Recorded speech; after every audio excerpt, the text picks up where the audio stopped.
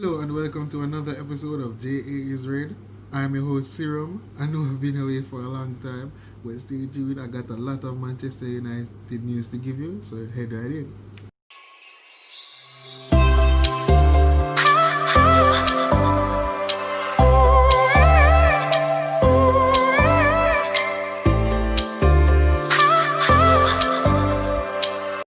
Hello, well, I'm back. Serum is back, yes. I know I've been away for about 2 weeks. However, for my followers on Twitter, you guys know that I've been very active on Twitter. Really and truly, what I've been doing is I've been going soul searching, basically, if you want me to put it that way. Yes, I've been actually doing some research, actually trying to come up with some content for you guys.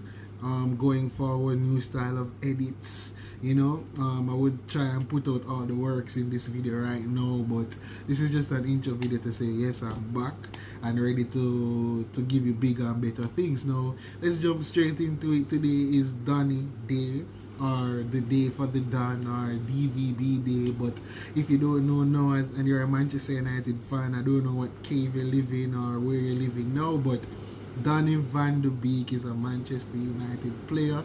He's the one number 34.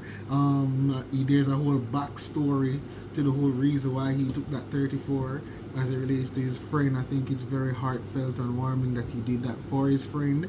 But I mean, let's go to the footballing side of it. Now, what does Donny Van de Beek signing mean to Manchester United? Now, I can tell you what it means in one word. Like, I could sum it up in one word, and for me that word is depth.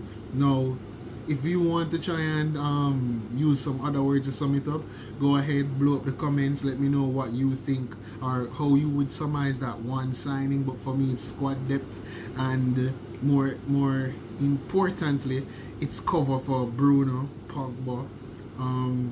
Yeah, we know that after Bruno, or if Bruno is to be taken off the field, if he's having a poor day or if he's injured, what we would have next is a Jesse Lingard or Andres Pereira.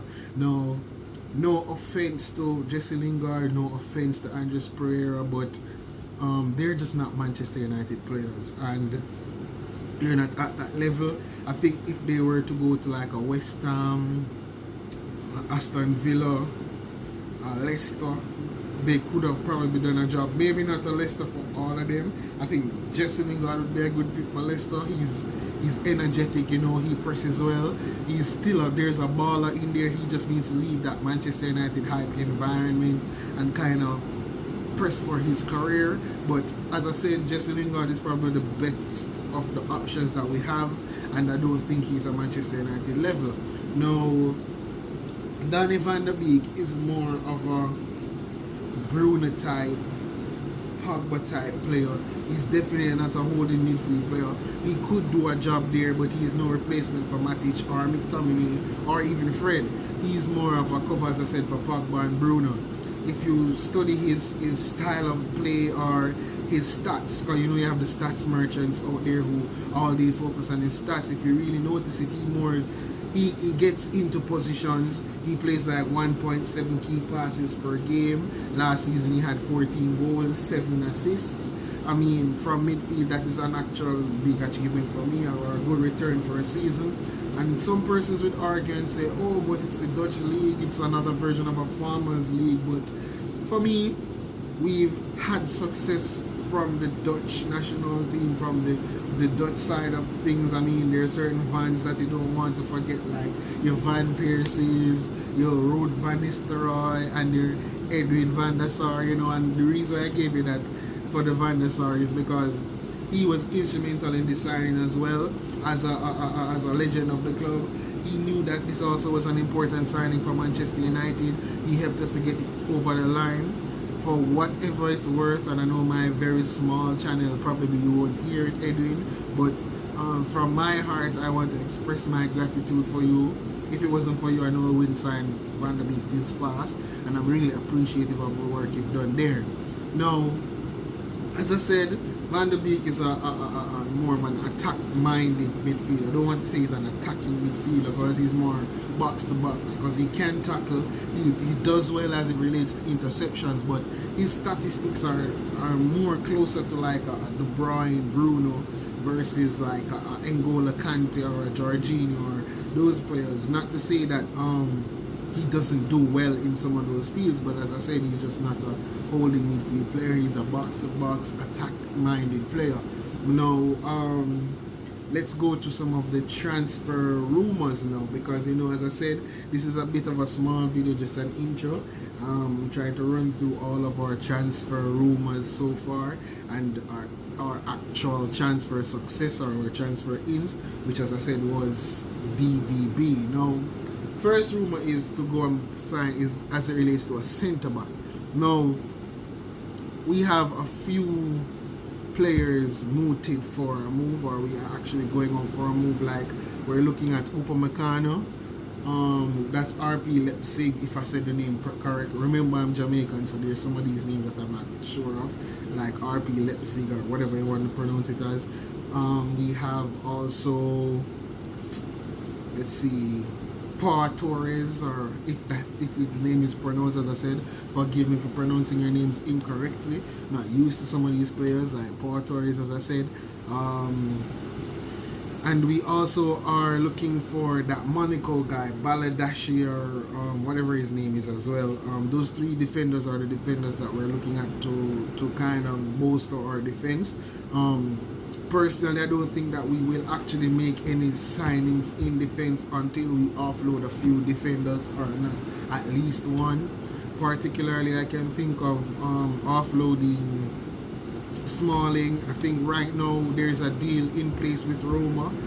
Right before I came on to the video, right before I was going to do the video, I was on Twitter and I saw there was a thing that says Chris Smalling is basically done. I haven't done my research as to see how concrete that is, but I'm just letting you know that I did glimpse something of that sort. So as that news develops, I'll definitely be here to inform you, the fans, as it relates to that. Let us talk about his likeliness of it now. It's mooted that he would be likely to leave for around 50 to 60 million euros, roughly 45 million pounds. I mean, as I said, he is the more likely, because when I look at the rumors, it speaks of him mostly. However, I don't think we're going to sign a centre back unless we sell. So if this rumor as it relates to Chris Smalling leaving is true, then I would then believe that we would go for Upamecano. Now, you do have Paul Torres, which is a little bit cheaper, but as I said, I like Upamecano. I think he is a star in the making. I think he fits the bill of what Ole Gunnar Solskjaer is looking for. The only thing different is that he's not British talent, and I actually think that is a good thing. Not to say that the British players aren't good in my eyesight, but this obsession with British players needs to end, because if you notice, we bought Bruno Fernandes and Donny Van de Beek combined. Like, the combined cost for those two players would be the same we play for James Maddison, or also it would be the same we would pay for Jack Grealish. Now, no offense to Maddison, no offense to Jack Grealish, but Bruno Fernandes and Donny Van de Beek are actually two better midfielders than those midfielders that we spoke about earlier. But we talk about this British tax, right? And I think that we are being affected by it at Manchester United, and this obsession for British players, even though some of our most successful players have been European players, like overseas players. I can think of one, CR7, who fits the bill as one of our greatest players ever. Now, yes, as I said, Upamecano, strong, fast, left-sided centre-back. I think he would be that perfect fit for Manchester United. He is the closest, or he has been the one I've heard most about, or he has the biggest shout for coming to Manchester United. I would love that deal to be done. However, as I said, it's being stalled, or we're not sure what's happening with that deal, and I don't think we will make that deal happen unless we sell a defender. So let's see what happens with the Chris Smalling saga, and if that does happen, then we move on to buying Upamecano. Now, we are also rumored to be selling Romero. Now, Romero leaving is a bittersweet, you know. Like, I know that we just gave Dean Henderson a long-term contract.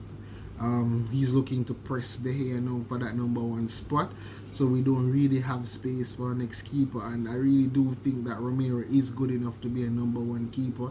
Maybe not at Manchester United, but definitely at a side like Everton, who I heard they're interested in him, and many other clubs I know that would be interested in Romero, and he would be a very good fit for them. Now, I heard that there's an 8 to 10 mil price tag on Romero's head, with a deal being close to be announced. If so be the case, I don't want to jump the gun or be that person who just reads a few things on Twitter and then comes on a video and says it like I have sources or stuff. So I'm not that sure as it relates to the Romero deal as well. I also have to do some research as it relates to that. Now, the reason why I even mentioned it though is because we were talking about getting funds for a centre back. Now, I think selling Romero, adding that 8 to 10 million dollars to the kitty, as well as Chris Smalling leaving with that 30 million, that would be 20. So it's 20 plus 8 or 10 thereabout would be 28 to 30 million dollars, which would help offset a lot of those funds for a centre back. So if these rumors about Chris Smalling and Romero are concrete, then I think the possibility of us getting a centre back becomes higher, not that much higher. Now, let's talk about another very important rumor, or another important saga that has been happening throughout the transfer market now. Jadon Sancho to Manchester United. If anyone follows me on Twitter who watches my videos as well, they will see me outright say I don't believe anymore that Manchester United will be signing Jadon Sancho. However, I said it to be proven wrong. That means I actually still do want Jadon Sancho to hold up a red shirt.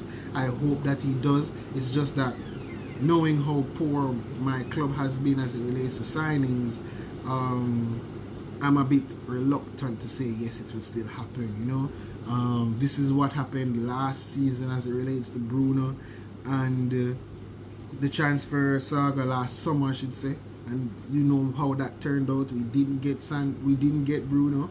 We ended up half a season without him, doing exceptionally poor, buying him in January, and then doing exceptionally well after. So I do think Jadon Sancho is a player for us. I don't think this summer transfer market would be a successful one without him. However, I just don't think Manchester United will sign him. Now, as I said, with that said, I'm going to look right into the camera. Please, Manchester United, I'm begging you guys, sign Jadon Sancho. We will be title contenders if you guys sign this wonder kid. Now, as I said, I'm just hoping that this happens. I'm not positive, or I'm not confident that it will. I'm just hopeful. Now, I did say that this would be a short video. I thank you guys for continuing to support me even though I have been absent. Continue to like the videos, share with your friends, tell your friends about this video or about my channel. Help it grow. You know what I mean? Manchester United, the biggest club in the world with the biggest fan base. No Manchester United content presenter should have less than 1,000 followers. I'm not being presumptuous, I'm asking you guys to follow, but this is the biggest fan base. I'm out. I'm your host, Zero.